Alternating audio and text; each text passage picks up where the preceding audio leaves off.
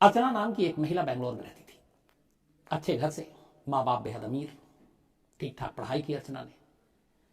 उसके बाद बड़ी हुई, घर वालों ने रिश्ता देखा और अर्चना की शादी कर दी। पति भी जो है वो बेहद अमीर, अच्छे घराने से। दोनों की जिंदगी अच्छी चल रही है। शादी के कुछ वक्त के बाद 2 बच्चे होते हैं अर्चना के, एक बेटी और एक बेटा। गृहस्थी ठीक ठाक थी। दोनों ने करीब 15 साल साथ निभा लिए। 15 साल एक लंबा अरसा होता है। 15 साल दोनों साथ रहे, लेकिन 15 साल के बाद मियाँ बीवी के रिश्तों में कुछ कड़वाहट आई, कुछ खटपट हुई और फिर मामला डिवोर्स तक पहुंच गया, तलाक तक। आखिरकार दोनों की मर्जी से यह तलाक हुआ और इस तलाक के लिए जो समझौता हुआ उसके तहत अर्चना के हस्बैंड ने अर्चना को 15 करोड़ रुपए मुआवजे के तौर पर दिया, उसके बच्चों की परवरिश के लिए, बच्चों के फ्यूचर के लिए, अर्चना के खर्चे के लिए। चूंकि अर्चना के हस्बैंड एक अमीर शख्स और सीधा साधा इंसान भी, उसे लगा बच्चे भी उसके हैं, तो 15 करोड़ रुपए में सेटलमेंट हुआ और अर्चना को 15 करोड़ रुपए मिल गए। अब अर्चना के पास 15 करोड़ रुपए थे। इस दौरान में अर्चना के अपने माँ बाप भी बेहद अमीर थे। अर्चना के फादर ने अर्चना को 40 करोड़ रुपए, 40 करोड़ की कुछ प्रॉपर्टी थी अलग अलग, वो उसके नाम कर दी, क्योंकि अर्चना उनकी इकलौती बेटी थी। अब अर्चना के पास 40 करोड़ रुपए की प्रॉपर्टी, जिसकी वो मालकिन, 15 करोड़ रुपए मुआवजे के तौर पर बैंक में। अर्चना ने इन पैसों से रियल एस्टेट का बिजनेस शुरू करने का फैसला किया। ठीक ठाक रकम थी उसके पास, उसने एक रियल एस्टेट कंपनी शुरू की बेंगलोर में और काम भी ठीक ठाक चल पड़ा, कई मुलाजिम भी रखे। इसी दौरान इस रियल एस्टेट कंपनी में जब उसने काम करना शुरू किया, उसके साथ एक और शख्स ने काम करना शुरू किया, जिस पेशे को बढ़ाने में उसने काफी मदद की, इस रियल एस्टेट के बिजनेस को। कुछ दिनों के बाद उस शख्स से अर्चना को प्यार हो गया, प्यार परवान चढ़ा। थोड़े दिनों के बाद अर्चना ने उस शख्स से दूसरी शादी कर ली। पहली शादी चूंकि ऑलरेडी तलाक हो चुका था, बच्चे दोनों पास थे, पैसा भी था, बिजनेस भी चल पड़ा, प्यार हुआ, अर्चना ने अब दूसरी शादी कर ली। दूसरी शादी करने के बाद अब दोनों रियल एस्टेट के बिजनेस में लगे रहे, लेकिन फिर कुछ वक्त बीता, फिर रिश्तों में कड़वाहट आई। अर्चना को लगा कि शायद उसने गलत फैसला कर लिया, गलत आदमी से शादी कर ली। कुछ बिजनेस को लेकर भी आपस में मियाँ बीवी में लड़ाई शुरू हो गई, तो ये रिश्ता भी ज्यादा दिन तक चल नहीं पाया। इस दौरान में अर्चना बिजनेस को लेकर बड़ी परेशान थी, क्योंकि अब हस्बैंड जिससे शादी की वो बिजनेस में पार्टनर भी, और उसके साथ खटपट भी हो गई बहुत सारी चीजों को लेकर। तो कंपनी में झगड़ा भी होता और इसके बाद परेशानी में अचानक उसी कंपनी में एक और मुलाजिम था जिसका नाम था नवीन। एक नया कैरेक्टर यहां से उभरता है। तो जिस रियल एस्टेट कंपनी में अर्चना ने शादी की, जिस शख्स से जिसने उस कंपनी को चलाने में मदद की थी, लेकिन शादी के बाद दोनों में कंपनी के ही पैसों और बाकी चीजों को लेकर झगड़ा हुआ और उस झगड़े में एक शख्स नवीन ने, उसी कंपनी के मुलाजिम ने अर्चना का सपोर्ट किया, अर्चना का साथ देना शुरू किया। अर्चना को लगा कि ये उसका हमदर्द है। धीरे धीरे अब अर्चना के मन में उसके लिए एक सॉफ्ट कॉर्नर जागना शुरू हुआ। इस दौरान में फिर यह खुलासा हुआ कि जब अर्चना ने दूसरी शादी की थी और पति से खटपट हुई, तो उस वक्त किसी जिम इंस्ट्रक्टर या जिम ट्रेनर के साथ अर्चना की नजदीकियां बढ़ रही थी और ये बात उसके पति को पता चली और फिर दोनों में झगड़ा हुआ। बिजनेस को लेकर अलग झगड़ा था। तो आखिरकार इस झगड़े का अंजाम भी दूसरी बार अर्चना की जिंदगी में तलाक की शक्ल में सामने आया। अर्चना ने अब दूसरे पति से भी तलाक ले ली। अब 2 नाकाम शादी, अर्चना फिर से अकेली। लेकिन इस दौरान में नवीन ने जो उसकी मदद की, अब नवीन धीरे धीरे उसकी जिंदगी में एंट्री मारता है और इसके बाद अर्चना नवीन के करीब आती है। अब अर्चना को तीसरी बार प्यार होता है। इस प्यार को भी एक मकाम मिलता है। अर्चना नवीन से शादी कर लेती है। शादी के कुछ दिन बाद यहां भी सब कुछ ठीक था, लेकिन जैसे जैसे वक्त बीता, अब नवीन ने भी अपना रंग दिखाना शुरू किया। नवीन को मालूम था कि अर्चना के पास बेशुमार दौलत है, उसके पास बहुत सारी प्रॉपर्टी है। फादर की तरफ से 40 करोड़ रुपए की प्रॉपर्टी पहले पति से मुआवजे के तौर पर तलाक के 15 करोड़ रुपए मिले। तो कहीं ना कहीं नवीन ने जो अर्चना से शादी की, उसके पीछे दौलत की हवस थी। उसे लगा कि अगर वो शादी कर लेता अर्चना से तो इतने करोड़ों का मालिक वो भी बन जाएगा। और वही असलियत धीरे धीरे अब सामने आने लगी। शादी के कुछ वक्त के बाद, करीब 5 साल पहले की बात है, जब अर्चना ने तलाक दिया था और उसके बाद फिर नवीन जिंदगी में नवीन से शादी कर ली। अब नवीन अर्चना से ये चाहता था कि वो उसकी जो प्रॉपर्टी है, जो बिजनेस है, उसमें उसको वो पार्टनर बनाए। चूंकि वो उसका हस्बैंड है, पति है, तो एक पति के तौर पर उसका भी उसमें हक है। शुरू में उसने यूं ही उसको टटोलने की कोशिश की, लेकिन फिर उसे लगा कि अर्चना शायद अपने प्रॉपर्टी में से उसको कोई हिस्सा नहीं देगी। अब अर्चना का एक बेटा और बेटी, बेटे की उम्र 16 साल, बेटी उससे ज्यादा बड़ी। नवीन को लगा कि जिस मकसद से उसने शादी की वो मकसद शायद फेल हो जाएगा। अर्चना अपने जायदाद में से पैसे नहीं देगी और वो बार बार उसको फोर्स करता और इस बीच में दोनों में अब झगड़ा शुरू हुआ। इसी दौरान में अर्चना की एक बेटी जो पहले पति से थी, युविका, कायदे से नवीन उसका सौतेला बाप था।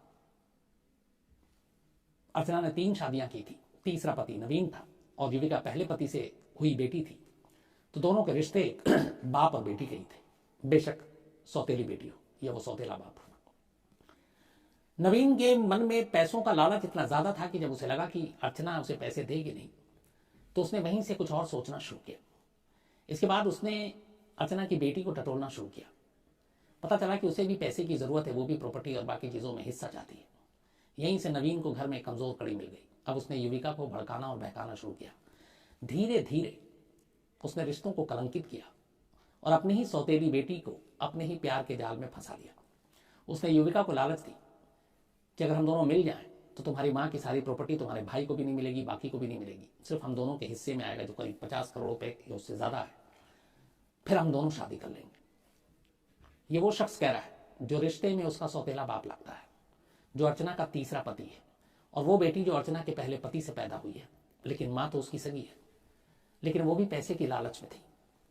अब अर्चना की बेटी और नवीन के बीच में एक रिश्ता कायम हो जाता है। धीरे धीरे ये बात अर्चना के कानों तक पहुंच जाती है कि उसका पति उसी की बेटी के साथ प्यार की एक तरह से पींगे बढ़ा रहा है, और उसे ये भी पता था कि इसके पीछे मकसद क्या है। उसने अपनी बेटी को बहुत समझाया, टोका, डांटा, बेटी नहीं मानी। उसने नवीन को भी हड़काया, धमकाया, वो भी नहीं माना।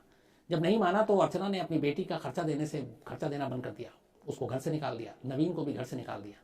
अब ये दोनों अलग कहीं किराए पर एक फ्लैट लेकर रहने लगे, सौतेला बाप और उसकी बेटी। लेकिन घर से निकालने के बाद अर्चना ने धमकी दी थी कि तुम लोगों को, बल्कि अपनी बेटी को भी उसने कहा कि कोई जायदाद में हिस्सा नहीं देंगे, और उसने नवीन से कहा कि तुमसे मुझे तलाक चाहिए। तो अब अर्चना तीसरी बार तलाक की कोशिश कर रही थी लेने की, और तलाक मिलना भी था। लेकिन उस तलाक को मिलने से पहले 28 नवंबर को उसने एक पुलिस स्टेशन में नवीन के खिलाफ कंप्लेंट दर्ज करा दी, और उसने कंप्लेंट में लिखा है कि ये उसको टॉर्चर करता है, उसकी बेटी के साथ इसने जबरदस्ती इलीगल रिश्ता बना रखा है। और बेंगलोर के जिगानी पुलिस स्टेशन में 28 नवंबर को उसने नवीन के खिलाफ हैरेसमेंट, डॉरी हैरेसमेंट का केस डाल दिया कि दहेज के लिए हमें तंग कर रहा है। अब नवीन और अर्चना की बेटी दोनों अलग रह रहे हैं साथ, लिव इन में। इधर उसने डिवोर्स के लिए धमकी दे दी और पुलिस में कंप्लेंट लिखा दिया। अब नवीन को लगा कि सब कुछ छिन जाएगा। उसे लगा जिस मकसद से उसने शादी की वो भी छिन जाएगा। अब रिश्ता भी खुल चुका है तो हो सकता है उन दोनों के हिस्से में कुछ ना आए, क्या करे। अर्चना अपने 16 साल के नाबालिग बेटे के साथ रह रही। इसके बाद नवीन ने युविका के साथ मिलकर एक साजिश रची। उसने कहा कि अगर हम अर्चना और अर्चना के बेटे यानी कि युविका के भाई इन दोनों को मार देते हैं तो इस सारी दौलत का कोई और वारिस बचेगा ही नहीं, तो वो सारी दौलत हम दोनों की होगी और फिर हम दोनों शादी करके ऐश से रहेंगे। युविका लालच में आ गई। उसने कहा ठीक है। इसके बाद अब साजिश को अमली जामा पहनाने की तैयारी शुरू होती है। 27 दिसंबर को बेंगलोर में और कर्नाटक में म्युनिसिपल का चुनाव था, नगर निगम का चुनाव। अर्चना की मां ने कहा कि उसे वोट डालना है और पोलिंग बूथ तक वो अपने साथ ले जाए गाड़ी में। अर्चना ने कहा ठीक है। इसी के बाद अर्चना अपने घर से निकलती है टोयोटा इनोवा कार में, और उसके साथ में उसका बेटा था और एक ड्राइवर, प्रमोद और हरीश। तो ये दोनों कार में बैठे हैं। अर्चना अपने घर से अपनी मां के घर जा रही है ताकि वो उसे वोट डलवाने के लिए पोलिंग बूथ तक ले जाए। 27 दिसंबर यानी कि 4 दिन पहले की ही सिर्फ बात है। लेकिन जब ये लोग बेंगलोर के होजा रोड जंक्शन के करीब पहुंचते हैं, एक होजा रोड है वहां पे, इलेक्ट्रॉनिक सिटी बेंगलोर में, तभी अचानक इनकी गाड़ी का रास्ता एक दूसरी गाड़ी ओवरटेक करके रोक लेती है, और उसके बाद उसमें से 4-5 लोग उतरते हैं और अचानक अर्चना पे तेज धार हथियार से हमला करना शुरू कर देते हैं। इसके बाद उनकी नजर अर्चना के बेटे पे भी थी और ड्राइवर पे भी थी। बाकी लोग अब अर्चना के बेटे को अब हमला करने की कोशिश करते हैं। उसे कुछ चोट लगती है, लेकिन किसी तरह अर्चना का बेटा वहां से अपनी जान बचाकर दौड़ पड़ता है और दौड़ते हुए दूर निकल जाता है। ड्राइवर भी भाग लेता है। दोनों भाग गए, बची अर्चना। अर्चना को उन्होंने बुरी तरह से मारा। उन्हें लगा अर्चना मर चुकी है। सारे हमलावर वहां से भाग जाते हैं। मारने से पहले बाकायदा वो कहते हैं कि तेरी हिम्मत कैसे हुई कि तूने पुलिस में हरासमेंट का केस डाला नवीन के खिलाफ। और ये सारी बातें अर्चना के बेटे ने भी सुनी। इसके बाद वहाँ से कुछ लोग गुजर रहे होते हैं, गाड़ी में एक घायल महिला को देखते हैं, पुलिस को फ़ोन करते हैं, पुलिस आती है, उसे हॉस्पिटल ले जाती है, प्राइवेट हॉस्पिटल नज़दीक में। लेकिन वहाँ जाने से पहले ही अर्चना दम तोड़ देती है। अर्चना की मौत हो चुकी थी। थोड़ी देर के बाद बेटे को भी पता चलता है, बेटा हॉस्पिटल में पहुँचता, देखता है माँ मर चुकी है। फिर वो पुलिस स्टेशन जाता है, वहाँ कंप्लेंट लिखाता है और कंप्लेंट में लिखाता है कि कैसे उसकी माँ पे हमला हुआ, उसे भी मारने की कोशिश की गई, उसके ड्राइवर को भी मारने की कोशिश की गई, और ये सब कुछ नवीन ने कराया। अब पुलिस के पास एक नाम था कल्प्रिट के तौर पर, लेकिन अभी तक अर्चना के बेटे को यह पता नहीं था कि उसकी बहन भी इसमें इन्वॉल्व है। पुलिस अब मामले की जांच करती है, सीसीटीवी फुटेज खंगालती है उस इलाके का। उसी सीसीटीवी फुटेज में उसे एक दूसरी कार दिखती है, उस कार में उसको नवीन भी दिखता है और सारे हमलावर भी दिखते हैं। पुलिस 7 लोगों को, फिर पहले 6 लोगों को अरेस्ट करती है, नवीन से पूछताछ करती है। नवीन पूरी कहानी बताता है कि हाँ उसने मारा। नवीन ये भी एक्सेप्ट करता है कि युविका यानी अर्चना की बेटी के साथ उसका रिश्ता है, और फिर वो बताता है कि इस पूरी साजिश में युविका भी शामिल है। पुलिस इसके बाद युविका को गिरफ्तार करती है। कुल 7 लोगों को गिरफ्तार किया जाता है और युविका भी नवीन के साथ अपने रिश्ते की बात कबूल करती है, और ये भी कबूल करती है कि जैसे कुछ हुआ तो उसे मालूम था कि उसकी माँ को मारने की साजिश की जा रही है, और उसके पीछे मकसद यही था कि माँ मर जाए, भाई भी मर जाए, तो सारी दौलत, सारी प्रॉपर्टी इनके नाम हो जाएगी। ये इंसानी हवस कैसी ना जाने कितनी कहानियां हैं, उनमें से एक रिश्तों को कलंकित करने की कहानी, अपनी ही माँ के कत्ल की साजिश में शामिल होने की कहानी, अपने ही भाई का कत्ल करवाने की साजिश में शामिल होने की कहानी, और अपने सौतेले बाप के साथ घर बसाने की एक अजीब सी कहानी। तो ये कहानी बेंगलोर की थी। फिलहाल सातों जेल में है और पैसे तो मिले नहीं, हाँ सलाखें जरूर मिली उन्हें। तो ये थी आज की कहानी। लेकिन अब आज का सिलसिला शुरू करूं उससे पहले आपको एक मेल के बारे में जिक्र करता हूं। हमारी पुरानी क्राइम तक फैमिली मेंबर हैं मीता भट्टाचार्य जी, जमशेदपुर से। इन्होंने एक मेल लिखा है, और जो मेल लिखा है इसलिए मैं आपसे शेयर करना हूं। उस मेल में इन्होंने जिक्र किया, अभी बैनर्जी भी गया था तो मिला भी था इनसे, उन्होंने वो भी बताया था। बहुत सारी बातें आती हैं कि क्राइम या क्राइम की कहानियां, क्राइम की चीजें सुनने से निगेटिविटी आती है। वो भी और भी कुछ लोगों का वो मैं जिक्र आगे करूंगा, लेकिन पहले मीता भट्टाचार्य जी की बात बताता हूँ। लेकिन कई बार मैं ये भी कहता हूँ कि इसके दोनों पहलू, मैं बिल्कुल इसका वो दलील नहीं दूंगा कि क्राइम की खबरें, क्राइम के शोज, क्राइम की कहानियों से क्रिमिनल को आइडियाज नहीं मिलते हैं। लेकिन दूसरा पहलू ये है कि इन चीज़ों से, क्राइम से बचने और क्रिमिनल से बचने के भी कई बार आइडियाज मिलते हैं। और ऐसी एक कहानी लिख के दी है मीता भट्टाचार्य जी ने, भेजी जो उनके घर में हुई। उन्होंने कहा कि कुछ वक्त पहले उनके घर में कुछ कंस्ट्रक्शन का काम चल रहा था। एक ठेकेदार था, ठेकेदार अपने मजदूर भेजता था, वो मजदूर सुबह से आते थे, शाम तक काम करते थे, फिर उसके बाद चले जाते थे। ये चलता रहा। वो क्राइम तक की कहानी पाबंदियां से सुनती हैं।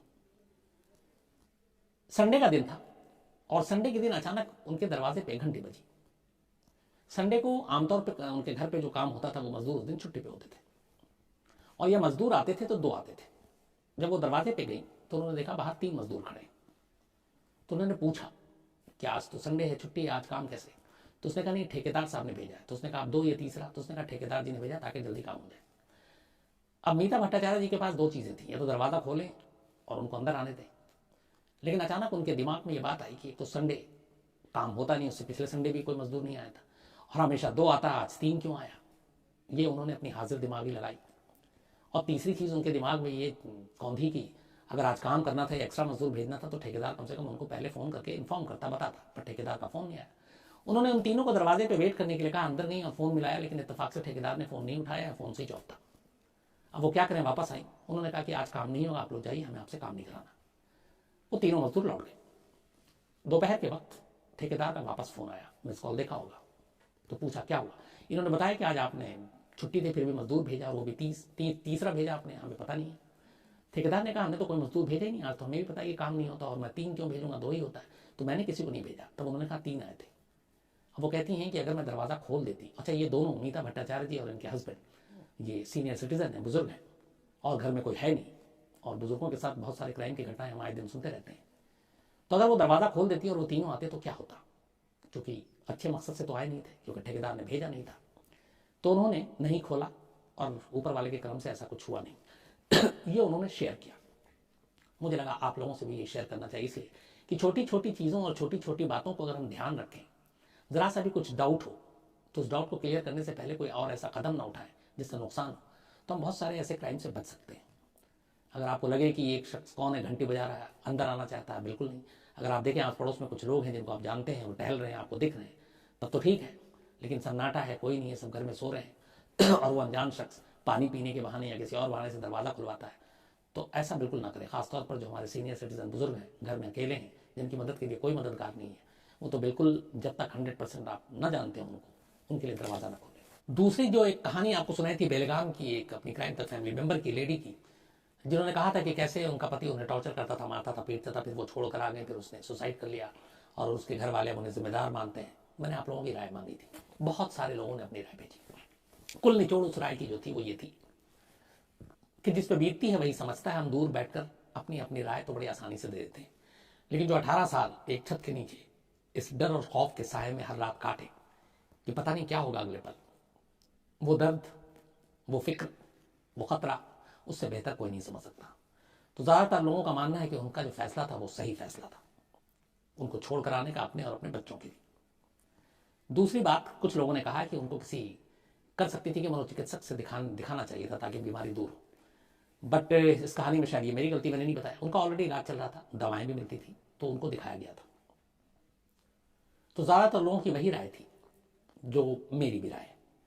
कैसे हालात में जब हमें लगे कि जीना मुश्किल है, इसमें हालांकि मैं बाकी चीज़ें हटा भी दूँ तो एक चीज़, वो मर्द या वो पति जो अपनी पत्नी या किसी औरत या किसी महिला पे हाथ उठाए, मेरी नज़र में उसके साथ रहने का कोई मतलब नहीं होता, क्योंकि हर एक इंसान की अपनी एक सेल्फ रिस्पेक्ट है, एक अपनी उसकी इज्जत है, एक अपना उसका मकाम है, एक नाम है।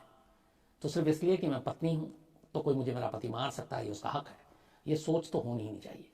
तो जहाँ पे इस तरह के जुल्म हो उसको ज़रूर आवाज़ उठानी चाहिए। बट कई बार देखा गया मजबूरी में, लाचारी में, आमतौर पर महिलाएं ये सोचती हैं कि चलो पीट रहा है कोई बात नहीं, घर में तो रख रहा है, खाना तो देता है, अब मैं यहाँ से छोड़ के जाऊँ, माँ बाप पे बोझ बन जाऊँगी। माँ बाप ने बड़ी मुश्किल से शादी की है, पता नहीं कितने कर्ज लेके दहेज दिए, अब फिर यहाँ से निकलूँ उनके घर पे जाऊँ, वहाँ पे भी बोझ, वहाँ पे भाई है, भाभी है, वो भी कहेंगे ये आ गई देखो ससुराल छोड़कर बोझ बनने के लिए।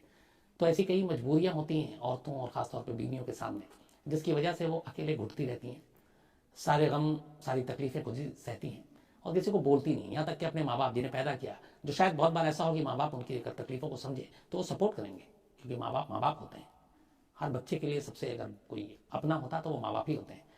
लेकिन वो भी खुददार होती हैं, कहती कहाँ छोटी छोटी बातें अपने माँ बाप को तंग करूँ, अपने भाइयों को तंग करूँ, तो वो घुटती हैं, सहती हैं।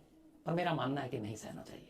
जहाँ पे जुल्म हो, जहाँ पे ज्यादती हो, जहाँ आपके साथ जानवरों जैसा सलूक हो, वहाँ आवाज़ उठानी चाहिए और उस घर को छोड़ना चाहिए। तो मुझे लगता है कि जो बेलगाम की कहानी उन्होंने जो किया वो बिल्कुल सही किया था।